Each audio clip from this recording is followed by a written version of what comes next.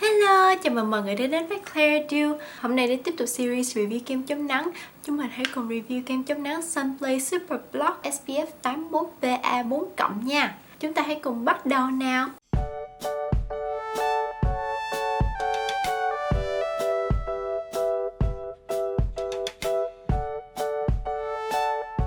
Đối với mình, chống nắng là bước dưỡng da quan trọng nhất trong ngày. Các bạn có thể thấy tác hại của tia nắng qua bức hình này.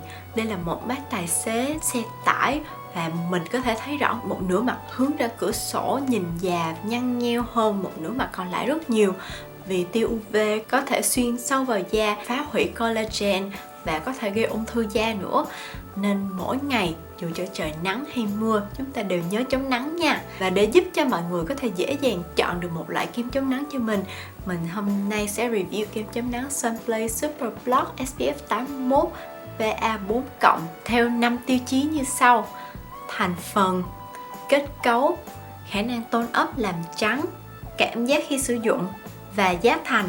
Với mỗi tiêu chí này mình sẽ chấm điểm từ 1 đến 10.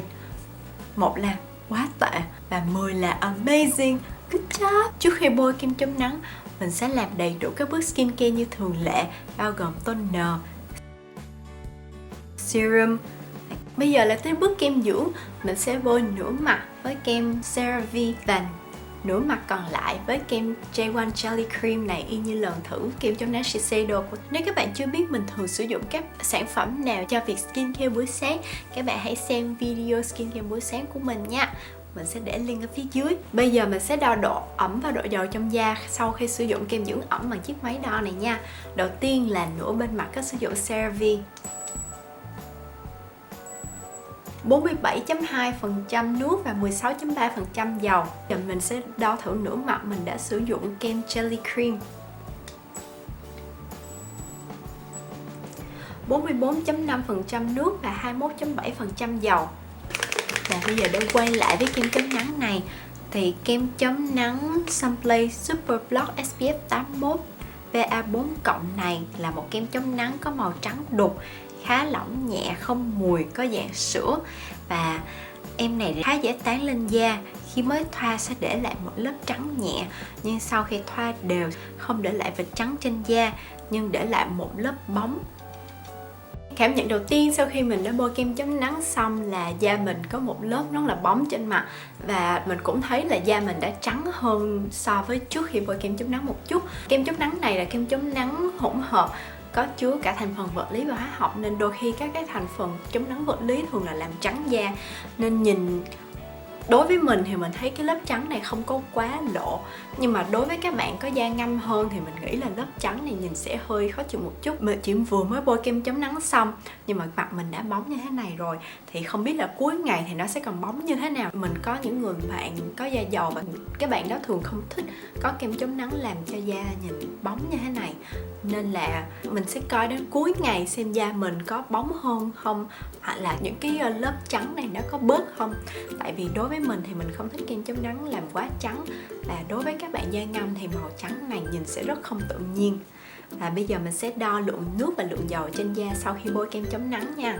Đầu tiên mình sẽ đo nửa mặt mình đã bôi kem CeraVe.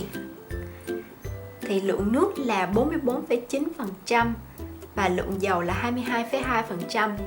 Và bây giờ mình sẽ đo nửa mặt bên này nơi mình đã bôi kem Jelly Cream. 46,2% nước và 24% dầu. Như vậy là đối với cả hai bên mặt thì mình đã thấy là lượng dầu của mình đã tăng lên một chút. Nhưng mà bây giờ mình sẽ làm việc của mình và mình sẽ quay lại vào cuối ngày để xem là da của mình sau một ngày bôi kem chống nắng Sunplay Super Block này thì sẽ như thế nào nha. Hẹn gặp lại. Bây giờ đã là cuối ngày, mình sẽ chuẩn bị rửa mặt và đi ngủ. Và bây giờ mình cảm thấy là da mình hơi khô, hơi khó chịu một chút, và mắt mình thì hơi cay. Và các bạn có thể thấy rõ ràng là da mình hiện giờ rất là bóng.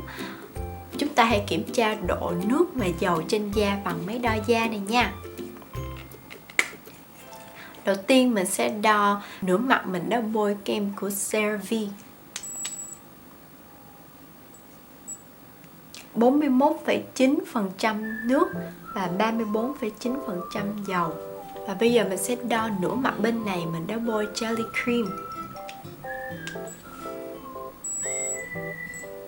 42,8% nước và 27,4% dầu. Bây giờ mình sẽ cùng chấm điểm cho kem chống nắng này nha. Thì đầu tiên về thành phần, đây là một kem chống nắng có kết hợp giữa chất chống nắng vật lý và hóa học. Các chất chống nắng trong kem này là kẽm, titan oxide, octinoxide và Uvinol A+.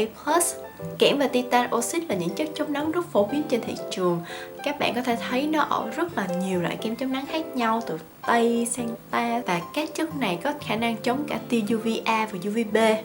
Octinoxide là một loại chất chống nắng cũng chống được tia UVA và UVB. Tuy nhiên, chất này bị cấm ở Hawaii tại vì có thể gây hại đến san hô. Và Uvinol A+ là một chất chống nắng thế hệ mới có khả năng chống tia UVA. Và với sự kết hợp của tất cả những loại chất chống nắng này, các bạn có thể chắc chắn rằng da của bạn được bảo vệ khỏi tia UVA và UVB. Xét về kem chống nắng thì ngoài những chất chống nắng, các thành phần tạo nên nền của kem chống nắng cũng rất quan trọng. Và kem chống nắng này có nền là gốc silicone. Thành phần đầu tiên của kem chống nắng là cyclopentasiloxane, là một loại silicone không màu không mùi để tạo nên kết cấu lỏng và đồng thời tạo lớp màng bảo vệ trên da. Ngoài ra, kem còn có natri hyaluronate để cấp ẩm, vitamin C và E để chống oxy hóa. Ngoài ra, kem chống nắng còn có chứa bột tan, là một loại khoáng chất được tìm thấy trong rất nhiều phấn phủ và phấn em bé vì nó có khả năng hút dầu. Kem chống nắng này không chứa cồn và không chứa hương liệu. Vì vậy, mình sẽ chấm cho kem chống nắng này 8/10 điểm vì kem có khả năng chống cả tia UVA và UVB. Nhưng kem có chứa octinoxide là một chất có thể làm hại đến san hô. Ngoài ra thì mình thấy các chất tạo nên nền của kem chống nắng không có hấp dẫn với mình lắm. Thứ hai, kết cấu. Kem chống nắng này có kết cấu dạng sữa, rất lỏng và dễ tán. Và khi mới xoa thì sẽ để lại một lớp trắng nhẹ trên da cùng một lớp màng hơi bóng. Sau 10 đến 15 phút, kem sẽ hơi khô lại một tí. Trên da mình thì lớp màng trắng sẽ tiệp vào da và sẽ để lại một lớp bóng trên da. Vì vậy mình sẽ chấm điểm kết cấu là 8/10. Thứ ba, khả năng làm trắng tone up. Kem này hơi trắng nhẹ. Đối với những bạn có da hơi sáng màu một chút thì sẽ có khả năng tone up nhẹ cho da. Nhưng đối với những bạn có da sậm thì mình nghĩ là kem chống nắng này có thể nhìn không tự nhiên một chút, nên mình sẽ chấm điểm là 7/10. Do kem này có khả năng làm trắng nhưng có thể nhìn không tự nhiên, làm da hơi bệt một chút. Thứ tư, quá trình sử dụng. Bây giờ là cuối ngày và các bạn có thể thấy là da mình nhìn có một lớp bóng dầu rất rõ. Và da mình còn cảm thấy hơi khó chịu một chút, do tuy là nhìn dầu nhưng mà thực sự là da lại hơi khô. Và ngoài ra mắt mình hiện giờ còn đang cảm thấy hơi bị cay, nên mình cảm thấy không thực sự thoải mái lắm khi sử dụng kem chống nắng này cả ngày dài. Vì đây là kem chống nắng chống thấm nước, chống trôi, nên kem sẽ để lại một lớp trên da, nhưng mà lớp này nhìn khá là bóng dầu. Đối với những bạn da khô, các bạn sẽ không ngại lắm với vấn đề là da nhìn hơi bóng một tí. Đối với các bạn da dầu thì lớp bóng dầu này nhìn sẽ không tự nhiên, và cộng thêm với lượng dầu mà da bạn đã tự sản xuất ra thì mặt nhìn sẽ bóng và rất khó chịu. Ngoài ra, kem này có để lại một lớp để bảo vệ da chống trôi, nhưng lớp màng này có thể làm da một số bạn hơi bị bí một chút. Vì vậy mình sẽ chấm 7/10. Thứ năm, giá thành. Thường mình sẽ thấy một chai 70g này ở siêu thị bán khoảng từ 150 tới 160k. Đây là một mức giá rất hợp lý cho một chai kem chống nắng to như thế này. Đặc biệt là với chai này mình có thể xài nhất là từ 2 đến 3 tháng. Tuy nhiên ở ngoài thị trường thì có một số kem chống nắng khác rẻ hơn, nên mình sẽ chấm giá thành là 9/10. Vậy tổng cộng em kem chống nắng Sunplay Super Block này được 39/50 điểm.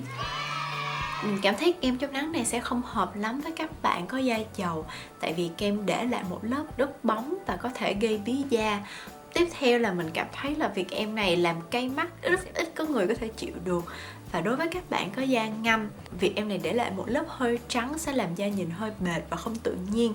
Em kem chống nắng này sẽ không thích hợp để sử dụng trên mặt hàng ngày. Tuy nhiên, đây là một kem chống nắng có độ SPF rất cao, có thể kháng nước, chống nắng cực mạnh và giá thành thì cũng rất mềm. Mình thấy kem chống nắng này sẽ rất thích hợp để sử dụng cho toàn thân, đặc biệt là khi đi bơi hoặc khi hoạt động ngoài trời.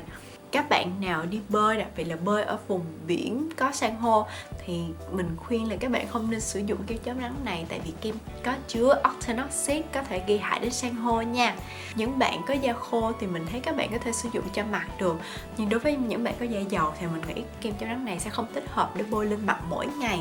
Cảm ơn các bạn đã xem đến hết video. Nếu các bạn thích video này, nhớ nhấn like, subscribe và rung chuông để nhận được thông báo nha.